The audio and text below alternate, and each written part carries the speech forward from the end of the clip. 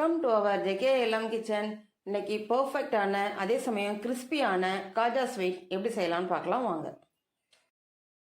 First time நம்ம சேனலில் பார்க்குறவங்க சப்ஸ்கிரைப் பண்ணி பெல் பட்டனை கிளிக் பண்ணி ஆல் என்ற ஆப்ஷனையும் கிளிக் பண்ணிக்கோங்க. அப்போ தான் நான் போகிற டெய்லி வீடியோஸ் உங்களுக்கு நோட்டிஃபை ஆகும்.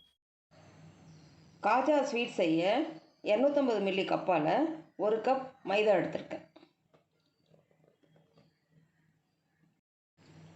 அதோட 1/4 ஸ்பூன் உப்பு ஆட் பண்ணிக்கலாம்.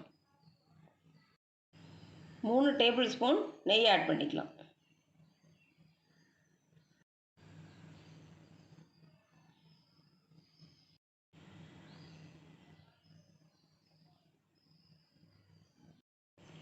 எல்லாம் ஆட் பண்ணதுக்கப்புறம் மாவை நல்லா பிசைஞ்சிக்கலாம். மாவை நல்லா ஒரு 2 நிமிஷத்துக்கு நல்லா அழுத்தி பிசைஞ்சிக்கலாம்.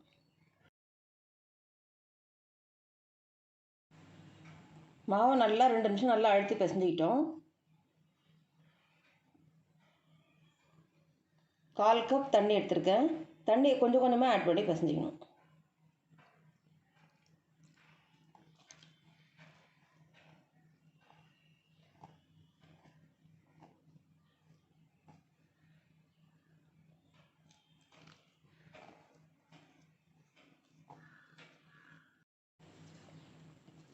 கால் கப் தண்ணியை கொஞ்சம் கொஞ்சமாக ஆட் பண்ணி நல்லா பிசைஞ்சிக்கிட்டோம்.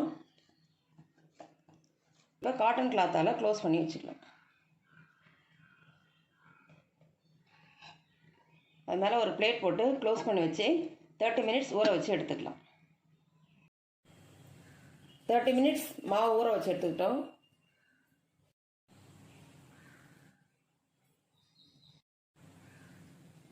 மாவு ஒரு 2 நிமிஷம் நல்லா அழுத்தி பிசைஞ்சு எடுத்துக்கலாம்.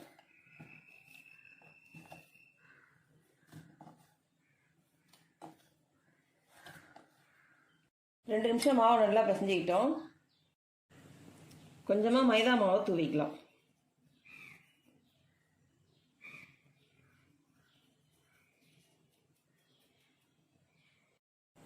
இந்த மைதா மாவு மேலே நம்ம பிசைஞ்சு வச்சுருக்க மைதா மாவை வச்சு நல்லா திரட்டி எடுத்துக்கலாம். சப்பாத்தி கட்டையை வச்சு எந்த அளவுக்கு நம்மளால் மெலிசாக மாவை திரட்ட முடியுமோ அந்த அளவுக்கு திரட்டிக்கலாம்.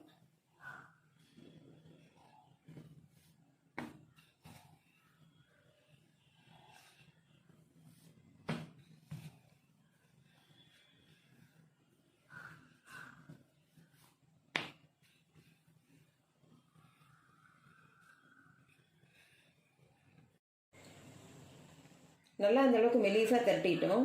இப்போ 1 ஸ்பூன் கார்ன்ஃப்ளவர் மாவு எடுத்து அது மேலே தூவிக்கலாம்.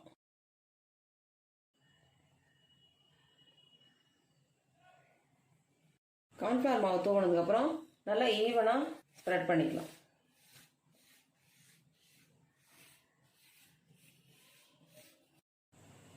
கார்ன்ஃப்ளவர் மாவை நல்லா ஈவனாக அப்ளை பண்ணிட்டோம். கொஞ்சம் ஈவனாக இருக்கிறதுக்காக சைடில் இருக்கிற எக்ஸ்ட்ரா பீஸை கட் பண்ணி எடுத்துடலாம்.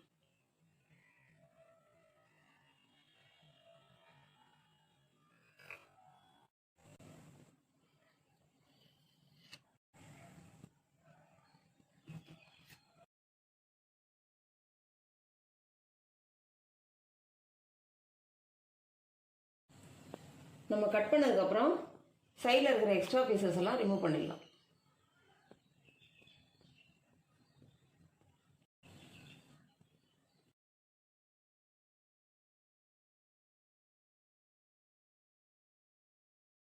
நம்ம கட் பண்ணி எடுத்ததுக்கப்புறம் நல்லா கேப்பே இல்லாமல் டைட்டாக உருட்டி எடுத்துக்கலாம்.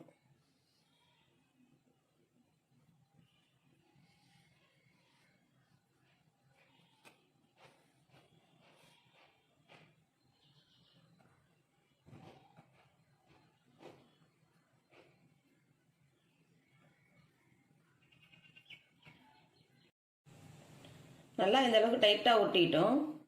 இப்போ லைட்டாக கொஞ்சம் உள்ளே இருக்கிற கேப்லாம் ஃபில் ஆகுற அளவுக்கு முன்னாடியும் பின்னாடியும் ஒட்டிக்கலாம்.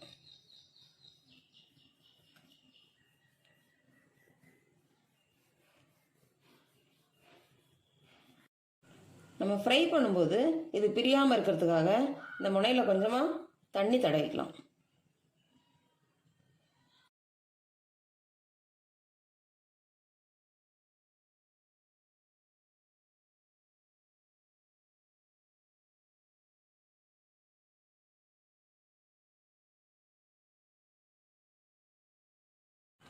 நம்ம தண்டி தொட்டு ஒட்டினதுக்கப்புறம் லைட்டாக ப்ரெஸ் பண்ணி விட்டுக்கலாம்.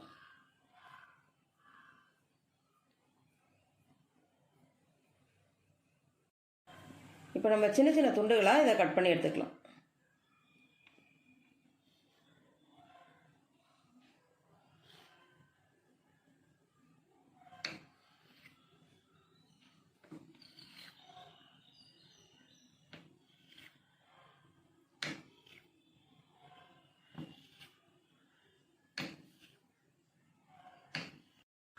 இப்போ எல்லாத்தையும் இந்த அளவுக்கு நல்லா ஷேப்பாக கட் பண்ணி எடுத்துக்கிட்டோம்.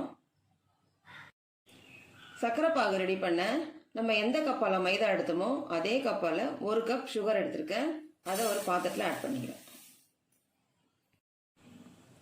1/2 கப் தண்ணி ஆட் பண்ணிக்கிறேன்.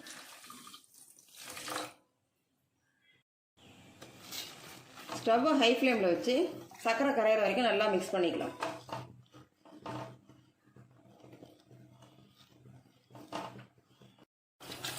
சர்க்கரை நல்லா கரைஞ்சதுக்கப்புறம் ஸ்டவ்வை லோ ஃப்ளேமில் வச்சுட்டு 2 நிமிஷம் கொதிக்க வச்சுக்கலாம்.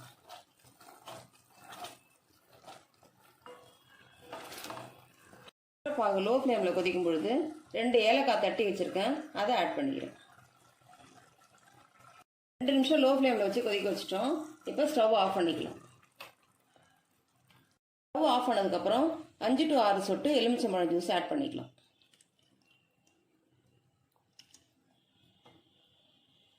லெமன் ஜூஸ் ஆட் பண்ணதுக்கப்புறம் நல்லா மிக்ஸ் பண்ணி விட்டுட்டு ஸ்டவ்லேருந்து கீழே இறக்கி வச்சுக்கலாம். எண்ணெய் நல்லா சூடானதுக்கப்புறம் இப்போ ஸ்டவ்வை லோ ஃப்ளேமில் வச்சுட்டு ஒன்று ஒன்றா ஆட் பண்ணிக்கலாம். ஃப்ரை பண்ணும்போது ஸ்டவ்வை லோ ஃப்ளேம்லேயே வச்சு தான் ஃப்ரை பண்ணணும். நல்லா இந்த அளவுக்கு ஃப்ரை ஆனதுக்கப்புறம் சர்க்கரை பாகில் ஆட் பண்ணிக்கலாம். சர்க்கரை பாகு நம்ம ஆட் பண்ணும்போது சர்க்கரை பாகு லேசான சூட்டில் இருக்கிற மாதிரி பார்த்துக்கணும். இதை 5 நிமிஷம் ஊற வச்சு எடுத்துக்கலாம். நல்ல கிறிஸ்பியான டேஸ்டான காஜா ஸ்வீட் ரெடி பண்ணிட்டோம். இந்த வீடியோ உங்களுக்கு பிடிச்சிருந்தா லைக் பண்ணுங்கள், கமெண்ட் பண்ணுங்கள், ஷேர் பண்ணுங்கள், மறக்காமல் சப்ஸ்கிரைப் பண்ணுங்கள்.